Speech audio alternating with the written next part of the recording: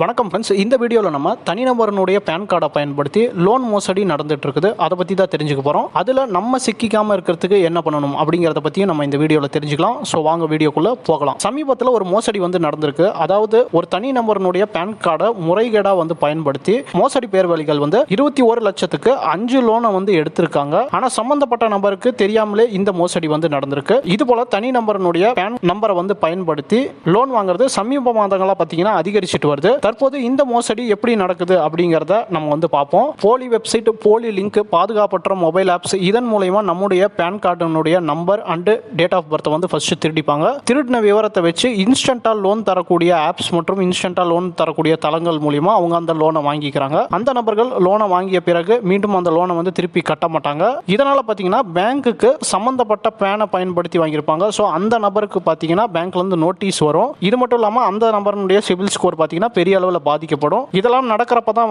அந்த சம்பந்தப்பட்ட pan card வச்சிருக்கிற நபர் மோசடிக்கு உள்ளாகி இருக்காரு அப்படிங்கறது அவருக்கு தெரிய வரும். சரி, நம்முடைய பேன் பயன்படுத்தி யாராவது இது போன்ற மோசடி பண்ணிருக்காங்களா அப்படிங்கறத எப்படி தெரிஞ்சுக்கிறது அப்படின்றத பார்க்கலாம் வாங்க. உங்களுடைய சிவில் ரிப்போர்ட் மற்றும் சிவில் ஸ்கோரை தொடர்ந்து செக் பண்ணுங்க. அதாவது குறைந்தது மாதம் ஒரு முறையாச்சும் செக் பண்ணிக்கோங்க. செக் பண்ணும்போது உங்களுக்கு தெரியாத அல்லது நீங்கள் வாங்காத ஏதாவது லோன் இருக்கா அப்படின்றத நீங்க செக் பண்ணிக்கோங்க. தற்போது இது போன்ற மோசடி நம்மளுக்கு நடந்துச்சு அப்படின்னா நம்ம முதல்ல என்ன செய்யணும் அப்படிங்கறத பார்க்கலாம். சைபர் கிரைம்ல நம்ம ஒரு கம்ப்ளைண்ட்டை ரெஜிஸ்டர் பண்ணணும். இந்த சைபர் கிரைமினுடைய அஃபிஷியல் வெப்சைட் மற்றும் அவங்களுடைய ஹெல்ப்லைன் நான் ஸ்க்ரீனில் கொடுத்துருக்கேன். அதே போல் பேன் போர்ட்டலில் போய் அங்கேயும் கஸ்டமர் கேர் இருக்கும். அங்கே உங்களுடைய கம்ப்ளைண்ட்டை ரெஜிஸ்டர் பண்ணணும்.